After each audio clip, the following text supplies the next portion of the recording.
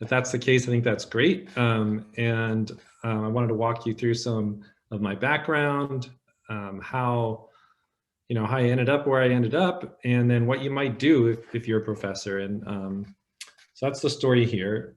The first screen shares a few pictures that are related to kind of what I do. I had the fortune I study flooding. My expertise is in sort of computer modeling of flooding, which is what we have down here in the lower right-hand corner. And I was down in South America a couple of years ago in an area called, a country called Paraguay. And they have a problem with a seasonal flood that comes and displaces many people that live along the riverbanks in areas like this one. And so we came down to kind of study that situation, understand the various dimensions of the problem, kind of talk to government, talk to different organizations who are working with the communities that impacted by the flooding. But it was just an incredibly rewarding experience for me just to spend time in another country, to study a topic that is of interest to me. And even got to do fun stuff like jump in a helicopter where I took this photo of the city of Asuncion, which is along the Paraguay River in Paraguay. So that's sort of first little advertising. You can do some pretty fun stuff as a professor, travel to really interesting places, meet some really interesting people.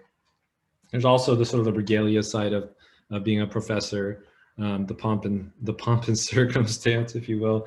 And then also classes. This is a class that I teach down at Crystal Cove, where we take some beach measurements to study how the coastline is changing over time.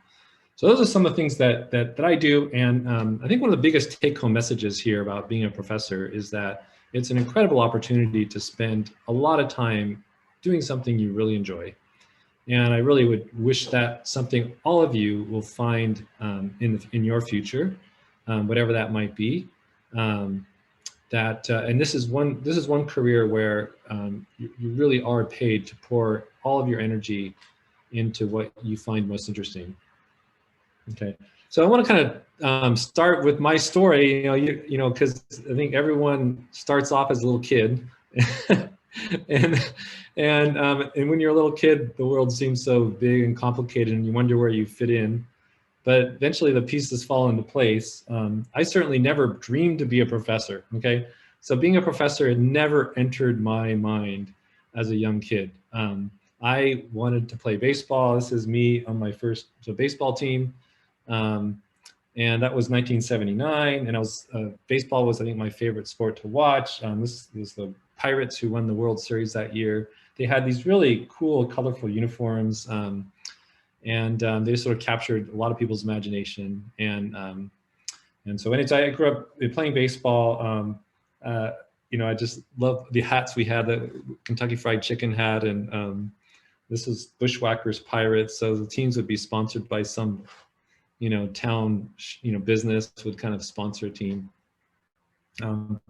Eventually grew up and as I got older, progressed, and at some point I realized I wasn't going to be a Major League Baseball player. Okay, so at some point along there, you kind of realize, okay, this plan to be a Major League Baseball player is probably not going to work out. Maybe it's time to think about some other things I might want to do. And I have a picture of the Giants here. I was the 1989 Giants that went to the World Series, and they actually got impacted by an earthquake, hit that first World Series game. But that team, I was fortunate to get I don't know if you can see the picture here. This is the baseball that was signed by everybody on that baseball team.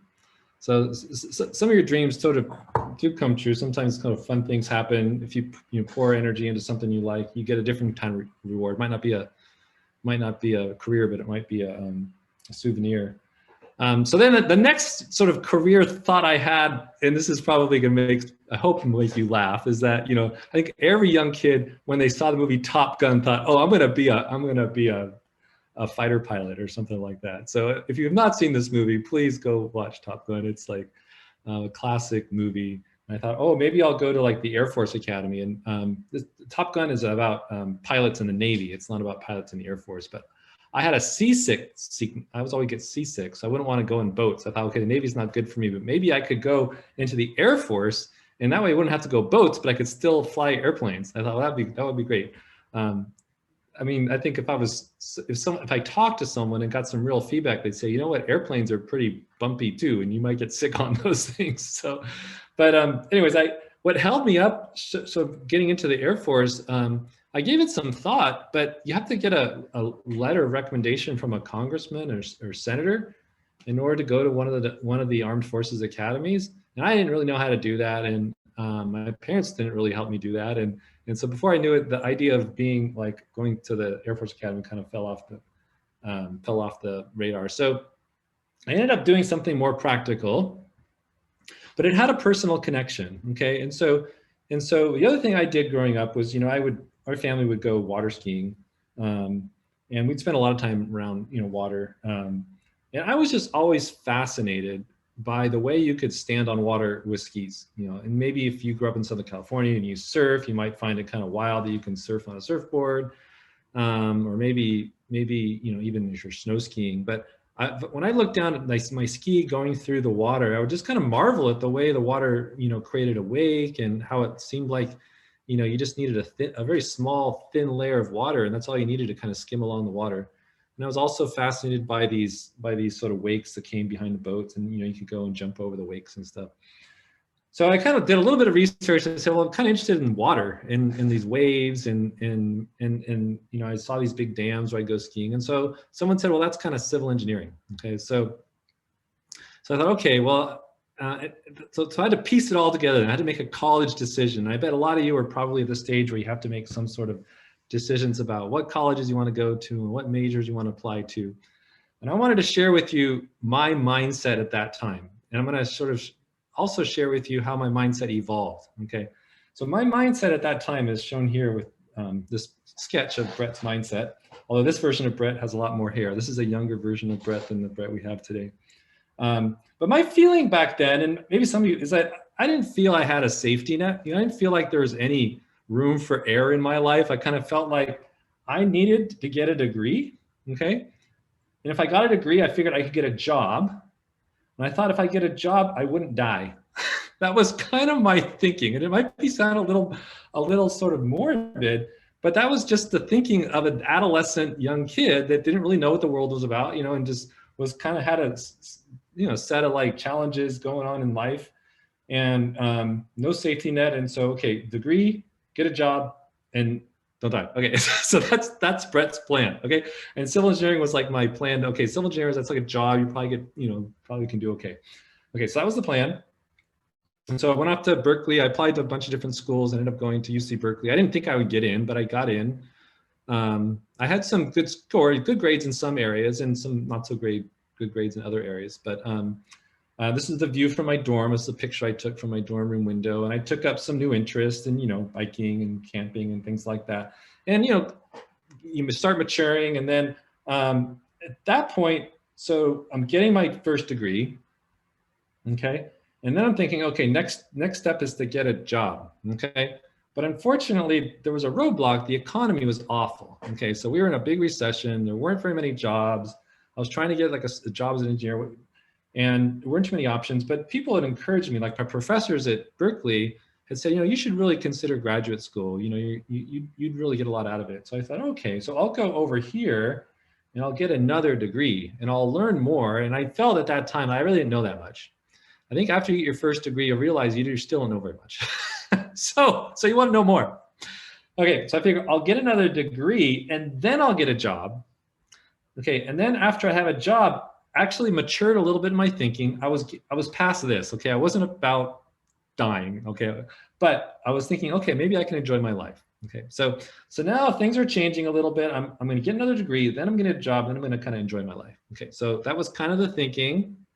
Okay, now I'm getting through college, and then I go off to graduate school. So I applied to like 7 different graduate schools and tried to find one that would offer me money. And that's going to be one of my big pitches today, is that going to graduate school, you should be looking for one that's going to pay you to go there. Okay. So I went to Michigan, University of Michigan. I thought it was fascinating to go to like a Midwestern city. This was the General Motors headquarters that had been abandoned. It was an old, building that had just been left to kind of fall apart. And I thought it was really cool to see it. This was sort of downtown Detroit, where this is Tiger Stadium, where the Detroit Tigers used to play. And this is my friend's car. It's a AMC Gremlin. It's kind of a famous car now for being a very quirky 70s car. This is me in the Ford Motor Museum. So you go to a different part of the country, you see something you've never seen before. And that's part of like, the reason you go to school. It's not just about the ranking, but it's about the environment. It's about what you might expose yourself to as a person and how you might grow. Okay, so let's talk about Brett's mindset going through graduate school. You can see he like gets happier here. He's got a smiley face now. So now I've got this master's degree after a year there, and I was thinking about going back to California and getting a job. But once again, I found after my first year, I was writing letters back to companies in the Bay Area where I wanted to get a summer job or a job of some type, and I wasn't getting much feedback. And so at the time, the professor at Michigan said, "Oh, Brett, why don't you stay here in the summer and do some research? I have a project you can work on, and I'll pay you to do it." I said, "Okay." So ended up getting interested in research. And what I realized when I started doing research is that I could enjoy life and sort of do my work all at once. Okay, I didn't need a job. This idea of get job, enjoy life was flawed. I could actually sort of work and enjoy myself and have like a deep satisfaction with what I did. And I think that's kind of the message I want to share with you about one of the benefits and one of the reasons you'd want to go get a PhD is because you want to spend your time doing something you really enjoy and sharing it with others. Okay, so since that time, I've been a professor at UC Irvine.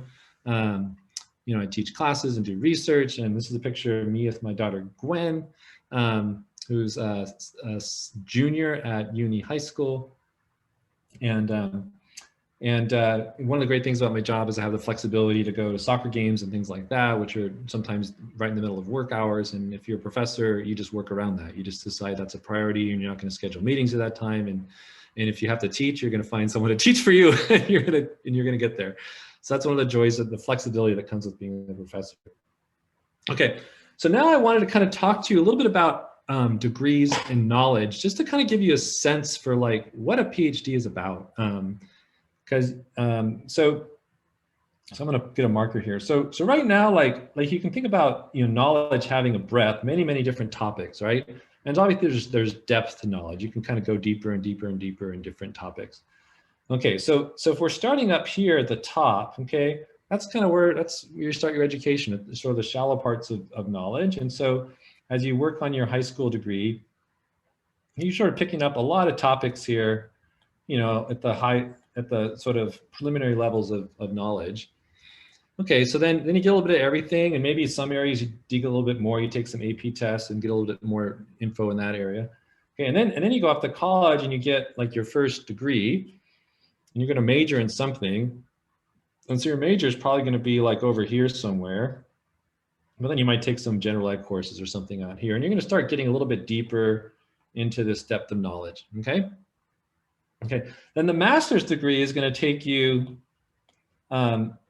even deeper but still somewhat broad. So you might stay in the same area and do a master's, like say in here, or you might shift to something else and say, you know what, I have this foundation, but I'm going to kind of come over here and I'm going to do a master's in this thing over here, and that's going to give me like some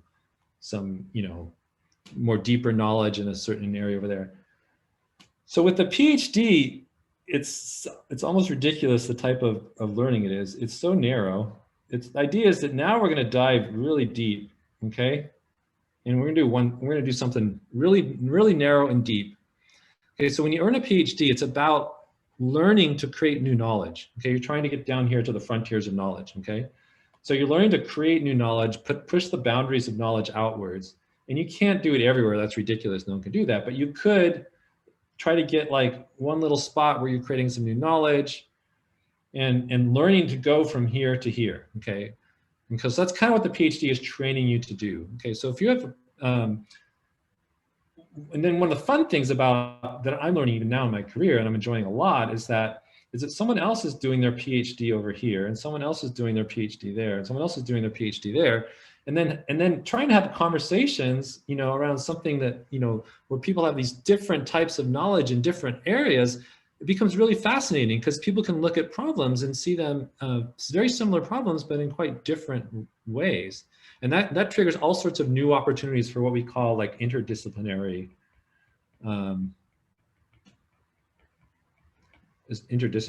research.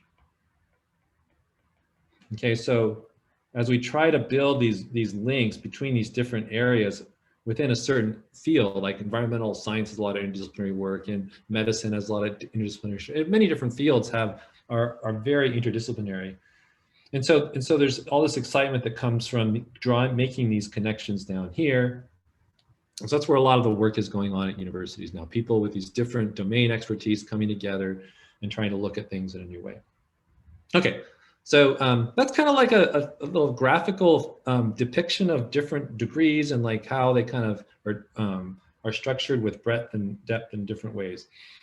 Okay, so now I want to say a word about financing graduate school, because I know many of you are thinking about your first degree, because that's the step you're headed towards right now. And right now, you know that like you're looking at like tuition and fees, and it's going to be expensive, and you have to figure out how you're going to pay for that, and you're hoping for scholarships or some way to get through that. Okay, what's going to happen in graduate school is that if you head towards a PhD degree, there are tremendous resources to pay you to go to school. Okay, that's for a PhD degree. For master's degree and professional degrees, it's a bit of a different story. Professional degrees are usually money makers for universities. So they're looking for you to come in and pay a tuition of $30,000 a year or more to get this master's degree, okay? And a lot of people want that. They want an MBA, or they want they might want just a master's of engineering, something that kind of gives, or master's in data science, or something that they feel will position them to like have a really good paying professional career. And a lot of those will pay themselves off very quickly, because if you get a high paying job, you can be very successful. But I want you to know that there's also these PhD degrees where those degrees have associated with them a tuition. So technically on the books, there's a tuition for $15,000 a year at a University of California, or if you're a private school, it might be as high as $40,000 or $50,000. But that will be paid for you, and you'll have a living stipend. Okay, so you're gonna get $2,000 a month from the university to be a student. Okay, so there are also national competitions.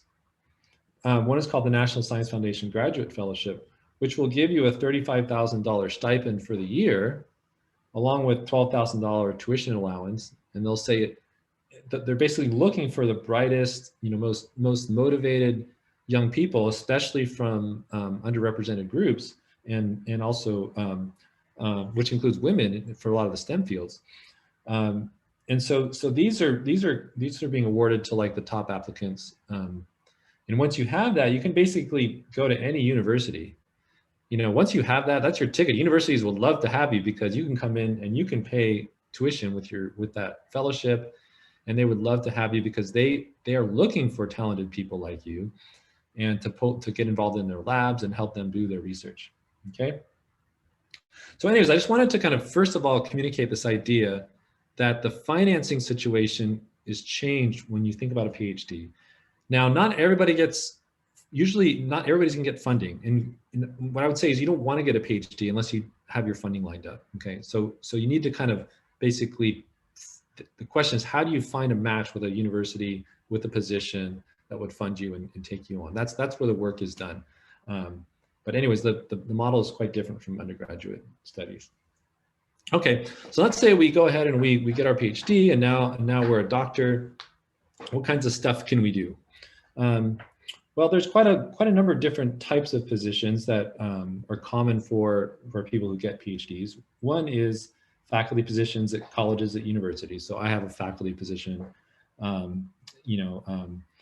and all the universities are filled with faculty, and so they need to kind of keep their ranks full with new people all the time. There's also industry positions. So big industries will hire PhDs to work in their labs and push the envelope. A lot of engineering firms will hire PhDs or semiconductor field or biomedical field or even environmental fields, many different fields. You know, they're hiring PhDs to work in sort of staff scientist, staff engineer type positions. National labs, we don't have a prominent national lab here in Southern California, but national labs are in New Mexico and in Washington and in Northern California and in many parts of the US. And they're just filled with research that's funded by the government, and they hire people with PhDs to work in those labs and carry out what they view as the priority research topics for the country. Usually those relate to energy. Energy related research is the most common work that's done in those things. Startup companies, many people in the, increasingly are sort of in the entrepreneurial space. So you have an idea that you develop as part of your PhD, and then you're trying to turn that into a business opportunity. And so you might go down the road of a startup company. And just some idea on starting salaries. So on the low end, like if you go into some consulting firms as a staff scientist, you might have a salary of 70 or 80K, something like that. And then, at the high end, some of the national labs, could pay you well over $100,000 in a position. At UCI, we at least in the engineering school, new faculty are hired at around 90,000 for 9 months. That's like a typical starting salary. And then I'll tell you more about the finances, but faculty are paid to work for 9 months. So then you have 3 additional months where if you have grants, you can pay yourself additional salary out of those funds. So in which case you would have 3 more months of salary, and that would put you like 120,000 for a salary for the year. Okay, so this sketch here is designed to give you a sense for the different types of teaching and research positions that you might have at a university. Okay, so generally faculty have responsibilities in areas of research, teaching, and service. Okay, so those are like the 3 things that every professor is responsible for doing. But if you're at a research university or at a teaching university, the amount of teaching you do versus the amount of research that you do is going to be different. Okay, and also if you're at a research university, right now we have like 3 different types of faculty at UCI, and in most UCLA, Berkeley, we're all the same system. So we have professors. I'm a professor. We have teaching professors. We have lecturers. Okay, so a regular professor will basically spend around 60% of their time and energy in research, around 30% in teaching, and around 10% in service. That's kind of how you distribute your time. Okay, whereas we also have teaching professors where this is kind of flipped, where the research is closer to 30% and the teaching is more like 60% of your time, and then the service is around 10%. And the other thing that teaching professors do is they do pedagogical research. So they're doing research on teaching. So how do we teach better at the university? How do we make education more effective? How do we make students more engaged, and so forth? How do we do a better job of achieving learning outcomes? Okay, so you can see like the kinds of things a professor will do, or can you work on proposals, research activities, writing research papers, working on presentations, outreach, networking with people.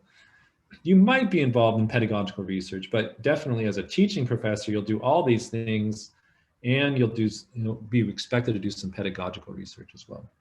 But then as you get down into the teaching area, typically your professors are going to teach both undergraduate courses and graduate courses, and do postgraduate mentoring, which is like having doctoral students work with you as what are called postdoctoral researchers. Okay, so you have teaching at all levels of the professor. Generally, teaching professors and lecturers are more likely to have just undergraduate courses, and you might have some graduate students also as a teaching professor. The service is similar for professors and teaching professors in terms of expectations. And then if you're a lecturer, that's more of typically it can be a full-time position, but it's often like a short-term position. People are hired for whereas these are career positions, these lecturer positions often are shorter duration. You might have a contract to teach for a year or something like that. And then typically as a lecturer, you might do some pedagogical research, but you'll generally just teach undergraduate courses. Usually we try to teach our graduate courses with our regular full professor faculty. So basically that's like life at UC Berkeley or UCLA or UCI or UC Riverside. If you got to a teaching university like a Cal State, there the faculty who are professors will only have around 30% of their time for research, and they're going to be doing about 60% of their time as teaching. Okay, so if you're at a teaching university, you're going to spend, as a professor, you're going to spend a lot more time teaching. They also will typically have a lot of adjunct faculty. Adjunct faculty are people that generally have careers some other, as an engineer, someone that works full-time as an engineer might come in and teach a class in the evenings, and that would be considered like an adjunct professor, come in and teach one class. And that's great for bringing certain, specialized perspectives and more of like an applied perspective, how things are really done in practice.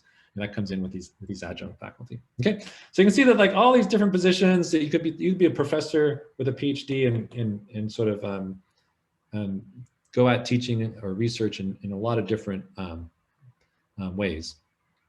Okay, I wanted to give you a little bit about the career progression, how things, what the timeline is for developing a career. You start off doing your undergraduate degree, usually 4 years at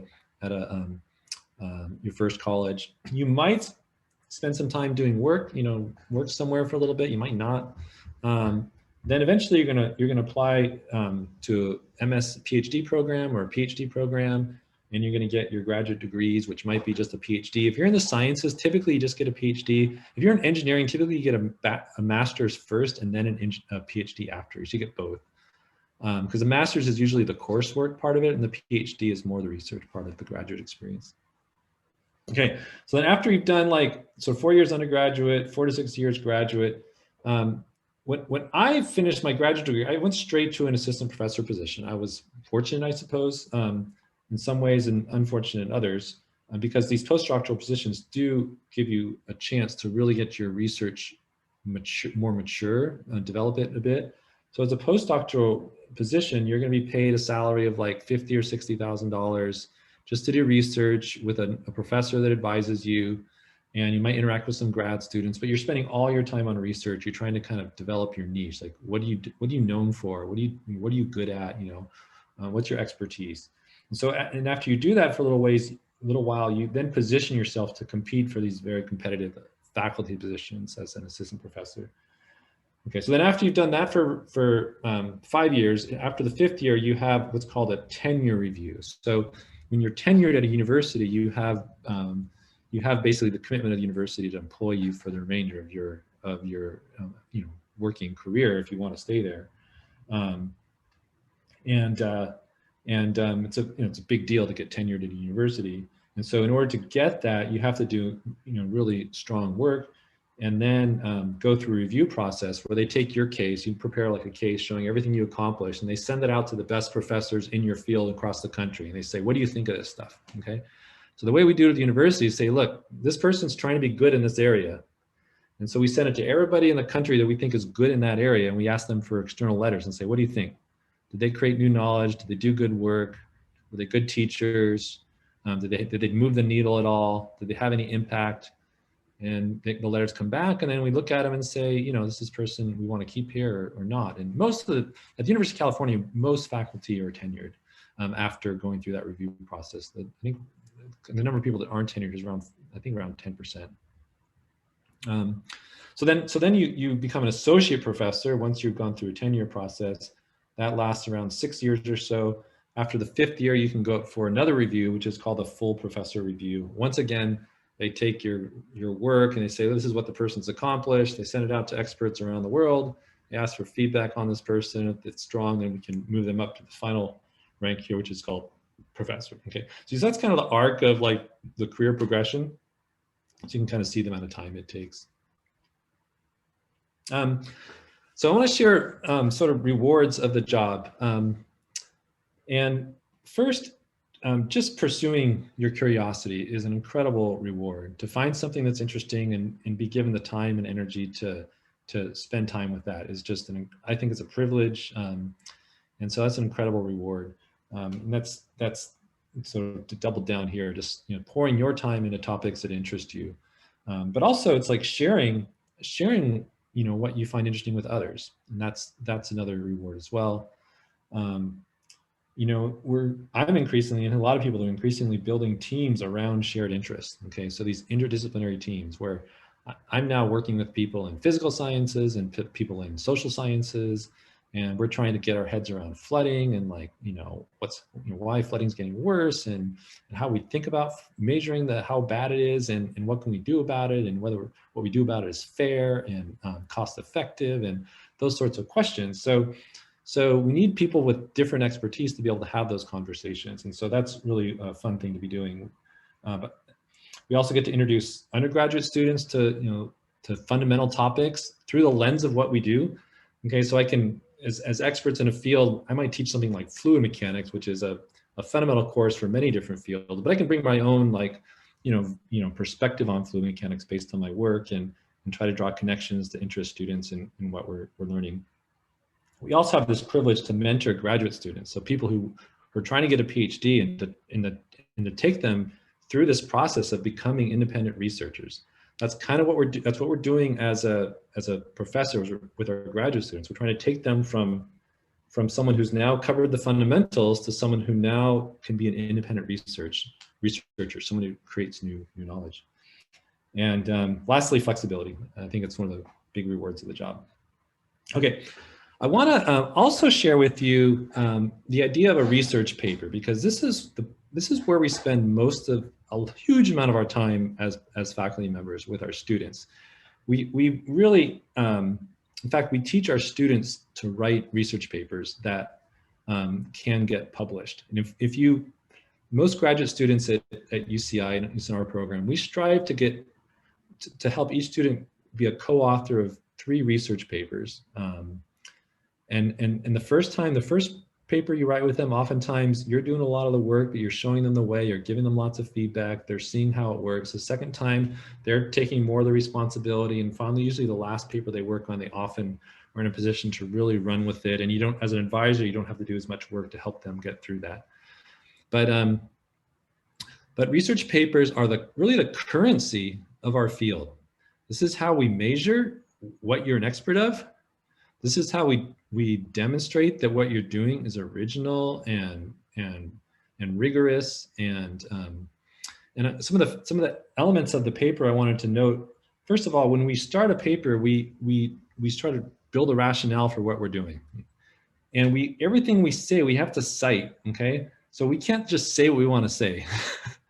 If we want to make a statement, we have to back it up with previously published work that's been peer reviewed. Okay, so the idea here is you're building a case for some new idea that is backed up by work that's been already peer reviewed by other people. Okay, so you're not just saying what's off the top of your head. You're not sharing an opinion. You're sharing your idea in the context of other people's ideas that have already been vetted. Okay, so that's kind of what you're doing in an introduction. And then you get to the point where you have your graphics and your results and things like that, and some conclusions. But at the end, you're also sort of sharing all of your citations, all the other work that you've built your case upon. Okay, so when you first send this out, it goes out to a journal. The journal will look at it, decide whether they feel it's worth sending out for review. If they feel you have a pretty good paper, they'll then send it to reviewers. And you usually get feedback from like 2 or 3 or 4, or sometimes more. But usually 3 reviewers is kind of what you often get on a research paper. And each one of those reviewers is going to tell the editor what they think are the strengths and weaknesses of the papers, what they think you should change. And then your job is to like figure out whether you can do that. And sometimes you have to negotiate a little bit to make the case for what you want to do. But if the paper is eventually accepted, then basically you've created new knowledge by starting with what's already known, adding one new piece, and then having a community of other experts from the field look at it and say, yeah, this is valid, this is worth publishing, and then there it goes. Okay, so then what we do is we to measure really the performance of faculty. One of the things we look at is how many papers you've published, who's citing your work. So if your work gets cited by other people, that's a positive thing. It shows your work is having impact. So like when you look at the performance of faculty, you'll see things like these bars represent the number of papers that I published each year in my career since I started in 1997. And then this little curve shows how many people have cited my work. in their papers. You can see the number of citations has kind of been growing up over time, which is kind of what you expect as someone gets more senior and more established, you know, eventually their work gets more attention. So really the performance of faculty is measured by the quality of their research, success winning grants, the quality of your classroom instruction, the mentorship and placement of your graduate students. So what happens to your graduate students? That's kind of how we measure faculty and how you serve the unit. So now I'll go through a couple of challenges. The first big challenge is just establishing and maintaining your niche. Like, what are you going to be known for? And that's always a challenge because the fields are always changing, but you're looking for a knowledge gap and you're trying to fill it. You're having to respond to criticism. Do you guys like responding to criticism? I mean, nobody likes that, right? But that's something that's part of the job. You're having faith in yourself. If you have a vision for something and you really think you have this vision of what you want to do, you gotta have faith in yourself, because this world, people are really good at tearing you down, okay? People just love critiquing papers and just sitting back and finding all the weaknesses in other people, what they've done. But you have to have faith in yourself and then keep pushing ahead. And then, of course, you need the ability to adapt to change, you know, because the world's going to change and you need to change with it. The other thing I wanted to kind of point out as a big challenge for the career is the finances. Okay, so university will pay 9 months of your salary. You can pay yourself an additional 3 months of salary if you have grants. Okay, but if you have grants, you have to go out and hustle and get grants funded in order to kind of have that money to pay yourself more salary.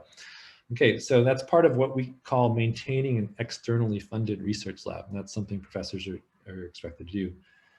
So what does that mean? Well, a nice lab size is to have maybe 2 postdoctoral scholars and maybe 3 graduate students working in your group with a professor. That's a typical size. In order to do that, if I have like a postdoc with a $60,000 salary, I have to pay 30% benefits, okay? And then the university wants 50%, 56% overhead on the grant money I bring in. So if I want to spend this amount of money on a person, I need to bring in 50% more money to give the university some money too. And then I multiply that by 2 in order to get like 2 people in my lab. So now I need $192,000 a year to pay for those 2 postdocs. And likewise for the graduate students, I go through a calculation. If I wanted 3 graduate students, I need around $160,000 a year to pay for the graduate students. Okay, so that means, and then I might want some summer salary for myself. And so I'm looking at like an annual funding need of around $400,000 a year. Okay, so one of the challenges faculty face is finding grants, you know, that are competing for grants, bringing in money so that you can then support your students. And typically what happens is sometimes your students pick up a fellowship, so then you can advise them without having to pay their salary. And there's ways other ways to kind of support a group. But this is one of the challenges of the field. These are the people that are pursuing that challenge. This is UCI's like new faculty class as of, I think it was 2 years ago. This is what they had available on their website. But I wanted you to know that the new faculty come in all, you know, many different backgrounds, men, women. You know, UCI has been really aggressive recruiting women into STEM fields, recruiting underrepresented minorities on campus, and universities are doing this across the campus. So this is what professors look like. They look a lot like you do, okay? As I look out and I see all of you here today, you look a lot like the types of people we're hiring to be professors, okay? And that's the message here, is that we do need you. You know, universities are eager to admit talented and motivated students who come through, you know, U.S. high schools, and we'll pay you to do that, right? I talked about the resources that are out there to get PhD degrees, but just keep in mind that the universities do want talented people like you, especially people who've come through the U.S. system. We have many people who apply to faculty positions who come from all parts of the world. We don't have as many that come from, you know, high schools in the U.S. And so that's something that I think we'd like to see more of. Next thing to point out here is that you know, beware these professional master's programs won't offer financial aid, and they're often the money makers for universities. So that's another reason to think about that PhD, or at least be open to it. Because if you go to university and say, you know, I want to get a master's and I'm interested in getting a PhD too, but I'm not sure yet, that's fine. And a lot of times that will open up resources for you. And sometimes you might leave without getting a PhD, but you'll then tap into the resources. Another point here, you don't have to be an A student in high school to be a successful professor, okay? A lot of professors I've met, like, I know several at UCI who weren't great in school until they figured out what they liked and what they wanted to do. It was all about motivation. And once they figured out what they really had a passion for, it was like, boom, they took off and they were just like brilliant. But until they had that motivation, it was like they just couldn't do school. So anyways, I want you to know that you can get there on different paths. So last slide, Brett's tips for entering the field. First is to be open to wondering about stuff, okay? Think, wonder, you know, be curious, be patient for answers. You know, I think we're in a world now where it's so easy to look on Wikipedia or something for immediate information about everything, but any important stuff doesn't come that easily. You want to wonder about it and think about it. So that's the first one, is just be open to kind of wondering about stuff, and be patient. Secondly, you know, when you're an undergraduate student, you know, try to think about what is going to be your field. You know, what do you think you want to focus on? What are you really interested in? And then once you figure that out, be good at it. That's how you make the case for a strong graduate application, is that, you know what, I found something I like and I'm pretty good at it. Look at this record. And so that's the undergraduate level. And then moving on to the graduate level, here what you want to do is find an advisor.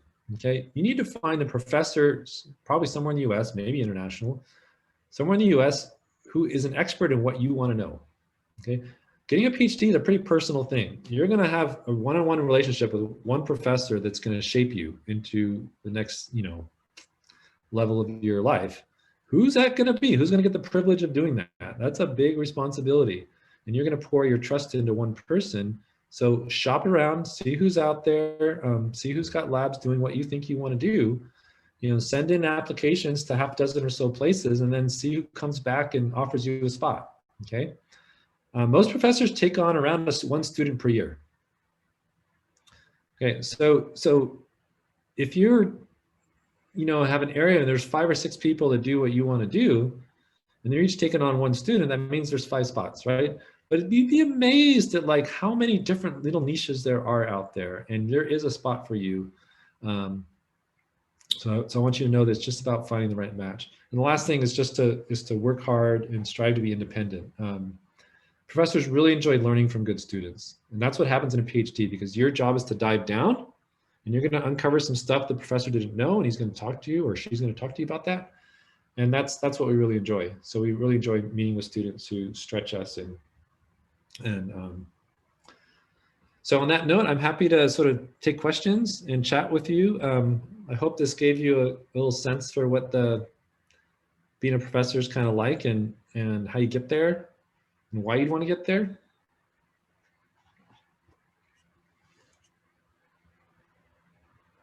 I have a question. So first of all, thank you for doing this. This was really helpful. You're welcome. So I'm wondering, how do you know what major you would want to teach? Because you have to be committed in order if you want to be a professor. So how do you figure out which one is the one that you're going to want to teach?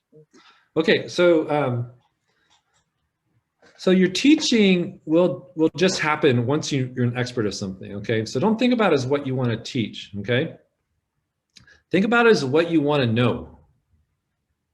What do you want to learn about?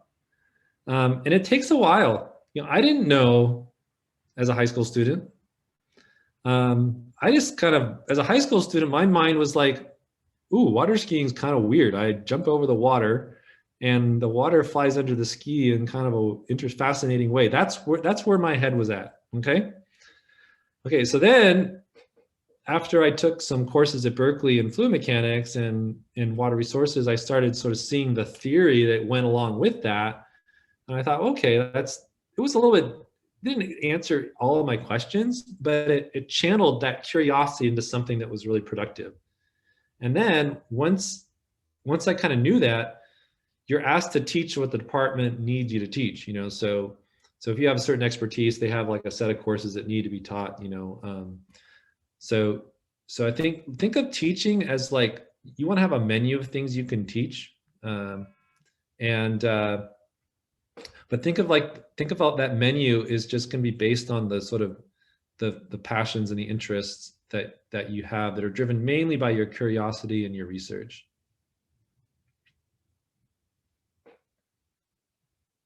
Thank you. No I got a problem. question in the chat, Dr. Sanders, that I think you can answer better than I can.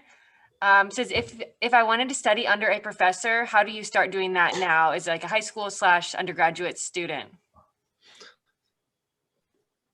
I sometimes get contacted by high school students, and first of all, the high school students from Irvine are fabulous. I mean, I want you all to know that you're incredibly well prepared, and you will compete no matter where you go. Irvine, it's kind of sad because it's so competitive in Irvine and really intense, but you're going to find wherever you go that you're so well prepared to succeed. Okay. And so I've always enjoyed working with any student from Irvine. I found that I've always been talented, but it's kind of hard to start working with a professor at the high school level, unless they have like a certain type of work that you can plug into. And you may, if you shop around, there are occasionally high school programs. In fact, I've been tinkering with a high school program myself and trying to see if it's something we want to make a little more sort of, I guess you call it like formal. But I think that the high school experience for research is going to come a bit out of luck. I mean, out by chance, because it's just tricky. I mean, university faculty are getting pulled out by graduate students, undergraduate students. It's a little bit tricky to get a high schooler on campus. There's more forms that have to be filled out, and it's like, it's not the easiest path. But if you can develop, I think the best thing is to kind of make connections with people that are at UCI. If you know someone that's through some personal connection, you can find a way to like hang out and be a fly in the wall or something like that. I mean, that can be a good experience. But you really don't need to have necessarily have like a high school research experience to do all this, right? It can come later.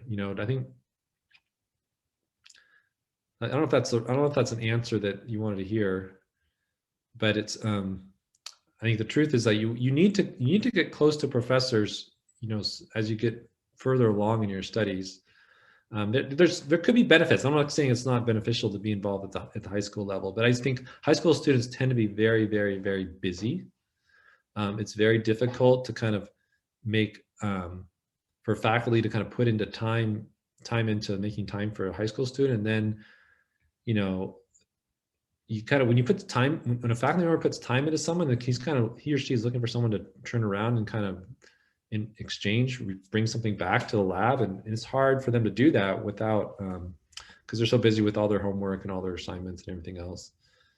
So I would say, get to know people, see if anything pops up, but think about if you can get involved as an undergraduate in a lab, that would be great, because what you can do as an undergraduate is then you can actually be on campus enough that you have some face time with a professor, and then when you apply to graduate school, you'll have someone who can write a letter of recommendation for you, who really knows you and says, this is someone who has these strengths and could make a big contribution to a research lab. I strongly recommend this student, and I think you should provide full support and pay all their costs and give them a full ride at your university.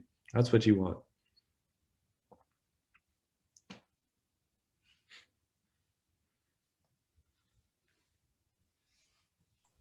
Thank you. Does anyone else have any other questions? You can send it in the chat too, if you're just want to do that. Can you tell me what school you're from? Because I can't tell. Myself? Do people want to introduce themselves at all, or? Anyone want to say hi? University. Northwood. Woodbridge? Northwood. Portola.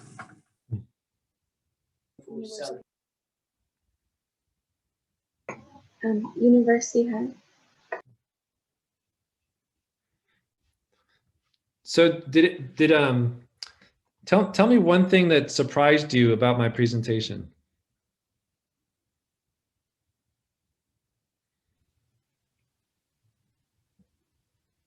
I was surprised that you could do more things besides just teaching in college with a PhD. Mm-hmm.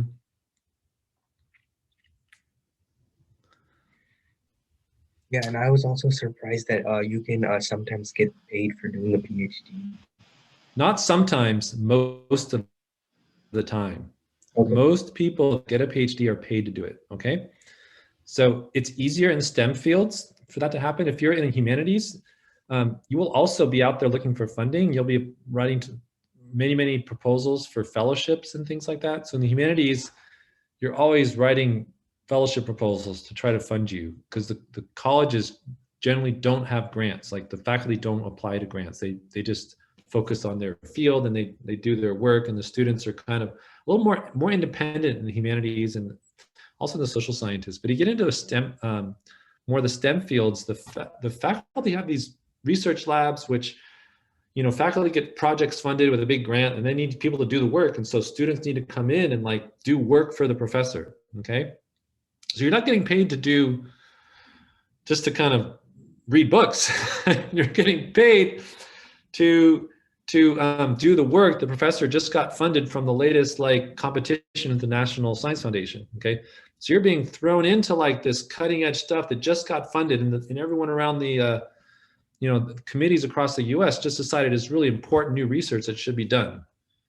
So if you can get funded on a grant like that in a lab, it's like, wow, you're stepping into something that's just been vetted by experts around the country as being an important area to be doing research. It's got a research plan. They need a student to step in there, help realize that plan, and then bring their own flavor to it, bring their own ideas to it, take it in a little different direction. The nice thing about research grants is it's not a contract. They don't say like, you have to do X, Y, and Z. It says, we have this idea to do this. We think it'd be great. And in year one, you might say, oh my gosh, we need to do this. And so you might totally do something a little bit different. But that's the idea of a grant. You have all this flexibility to pursue what you think is really the best direction. I have two questions, I guess. Sure. For one, as a professor, how do you suggest like high school students to get involved into a lab as an undergraduate? Good question. So as an undergraduate, what I found is the best way is for a student, once you take a class with a professor, you know, impress the professor. You know, ask good questions, you know, show interest, and then you could say, you know, I found your class really interesting. Do you think there are any opportunities to work in your lab? I'd love to like, you know, learn more about this area. And usually that's plenty to kind of get the ball rolling.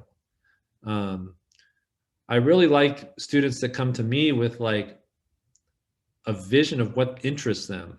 Okay, what the pet peeve of faculty is when a student comes up and says, do you have any positions? And we're like, well, what do you want to do? You know, we're not here to like lay out little tasks and give you like your own course. Like we have courses, we have hundreds of courses in the university catalog. You can take one, right? So what we want to see in young people is like this interest, and says, oh, you know, I'm curious about this. Do you think could I like spend time studying this under you? I'd be like, wow, yeah, that'd be great, you know.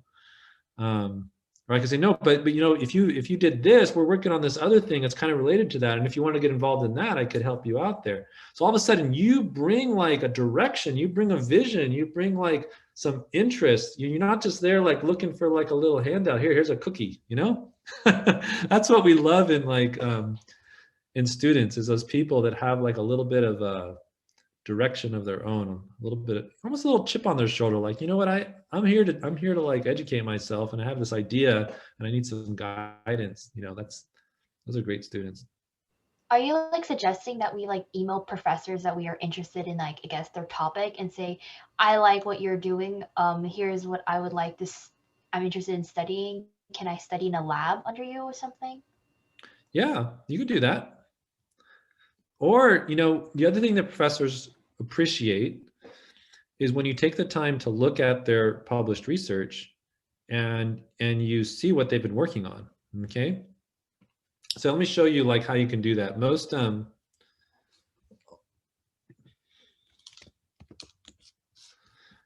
you guys know what Google Scholar is? Anybody? So you can search a professor's name, okay? And most professors have like pages on Google Scholar, okay? And it shows like their published papers, okay? So what you can do is just, you know, search their more recent stuff. Oops. And a lot of these are conference papers, but you can say, well, here's like something that was published recently. I wonder what this is all about. This came out last year. So read a paper that the professor wrote last year, and then you know, think about it a little bit. And then if you want to blow the professor away, you go up to him and say, you know, I was reading your paper you published last year. It was pretty interesting, but I had this question about the one aspect of your study. Can I, you know, start a conversation like that. You'll blow him out of his shoes, you know. They'll be like, oh yeah, this is a really eager student who's really thoughtful. They went online, they looked at what the research lab is doing and the kind of research they're doing, and then they read the paper and they got a little bit out of it. Even though they're just an undergraduate student, they were able to read the research paper and get a little bit out of it, and then ask an intelligent question. This is someone I want to be working with. I want to help them along. That's a great thing to do. Is that a good answer, Kira? Oh yeah, thank you. I guess my second question is, I think you went to UC Berkeley. What advice would you give for students to get to like accomplished schools like Berkeley or maybe Ivy League or something like that?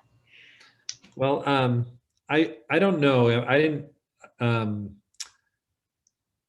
didn't apply to any Ivy Leagues. I was like, I mean, I think I played sports as a kid, and I was reasonably smart, so I had good grades in math and stuff, and I took calculus, and things have changed so much, you know. It's very, very competitive. The GPA is going to be super important now for the top schools. And I think the other thing that the universities are all looking for is they want to know, are you the right, you know, does everything line up? Does your interests and your studies and your goals all seem to be telling the same story, right? And do you have a deep commitment to something? And so that our university becomes like a good match for what you want to do. I think that's the private, you know, especially the private story. They're looking for your whole, what you've been putting your time into, how you've been developing yourself, the excellence you've demonstrated in your classes, and how all that's just perfect fit for what they're trying to do at their university. UCs are going to focus a lot on your GPA, and they're going to look at your, you know, they're going to do a whole, what they call a holistic review, and try to sort of see the whole package, you know, where you're coming from, what school you're coming from. So I can't give you great advice for getting into these schools, because I think it's tough, but I can tell you that once you get through your first degree, you can go just about anywhere for graduate school. You never know where you're going to end up. You can go to an Ivy League. You can go to, if your heart was to be a Harvard student, okay, and you don't get there as an undergraduate, you can get there as a graduate student. It's a totally different ballgame. So keep that in mind, that like when you want to go to graduate school, you know, everything opens up. I applied to so when I applied to colleges, I applied to like undergraduate was Berkeley and I think San Luis Obispo and San Jose State and Davis. I was a Bay Area kid, and I didn't really know where I was going to go. I was surprised Berkeley admitted, you know, let me in. I said, oh, I'll go to Berkeley. That'll be fun. I did really well. You know, I think once I started studying all that water stuff, I spent way more time in school. I found it really fascinating. And I got like really good grades in civil engineering. And then so I applied to MIT and Cornell and Michigan and Illinois and Stanford and Berkeley for graduate school, and I got in everywhere. So then I just went to the school that made me feel the most special and felt like the best fit. So Michigan, they called me up and said, Brett, we want you to come out to Michigan, see the campus. We're going to fly you out. I said, okay. So they put me on a plane. They flew me out to Ann Arbor. They put me up in a nice hotel. They said, this is our campus. You know, and so when they rolled out the red carpet like that, and they said, this is where you can study and go to graduate school, and we're going to pay you, I think the stipend at the time was $1,300 a month, and we'll pay your tuition. I said, okay, I'll come. Easy. And Cornell offered me some money too, but that wasn't quite as attractive, and they didn't invite me to come out. And Berkeley offered me money, but Michigan made me feel really special, and that's where I wanted to come. And I think a lot of PhD students will say that, you know, you go to the program where you feel like that's the right fit for you. That's where you're meant to be. That's the person you want to work with. They're doing the kind of stuff you want to do. It's the environment that's right for you. And I really enjoyed being out of California for 4 years. I think if you want to stay in California, I say get out of California. What I mean by that is go get a degree somewhere else and then apply for a professor job in California with a Michigan degree or a Harvard degree or an MIT degree or a Georgia Tech degree or a Duke degree or something like that. You know, you're kind of like a little like, I think there's something to be said about like somebody from some other part of the country. You're looking for diverse perspectives and people you might not have in your lab already. So I would say like you know, find the undergraduate environment that's going to challenge you. It's going to surround you with other smart people. I think that makes a difference. I noticed that at Berkeley, that I was suddenly surrounded with a lot of smart people. And it was good. It was good to be in that environment where your peers will sort of make a big difference. But then I think then they look at the graduate school as a chance to kind of do something maybe you viewed as a stretch as an undergraduate. I mean, for an undergraduate institution. Like I didn't think I would ever go to MIT, right? But they admitted me for a PhD. I didn't go there. But I would have never thought of going to MIT coming out of high school. But no way. I mean, I'm not MIT material. I'm just like some kid that plays baseball and likes to water ski.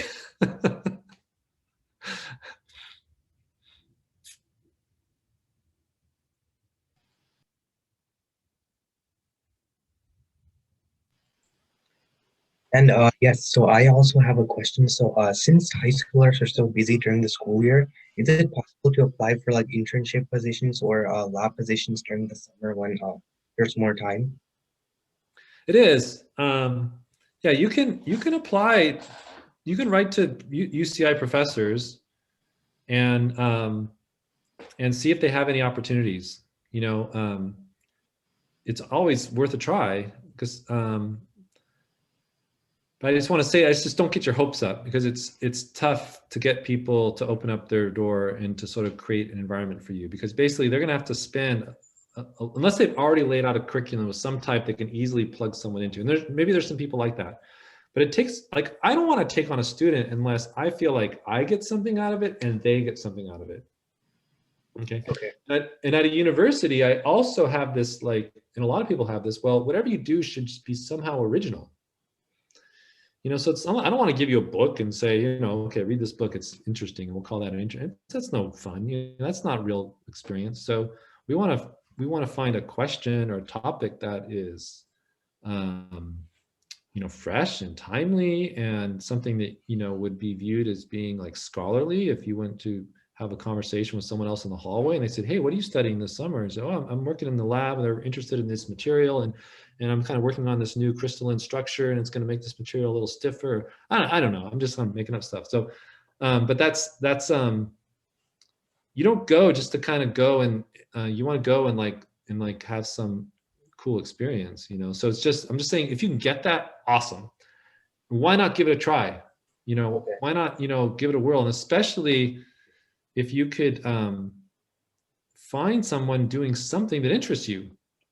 And then you can make the case, you look at their research papers and you say, oh, I noticed you published a paper on this new, sort of material, this new process or this new biomedical treatment.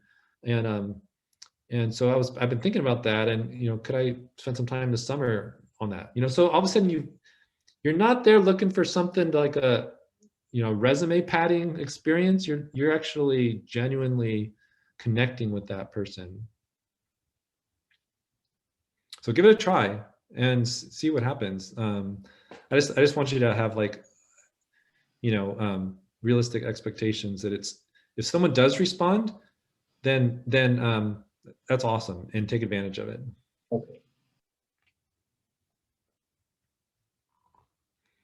I have another question. So I'm wondering, do you know what examples of research opportunities there are for non-science things? Good question. You know, I don't follow that as closely. But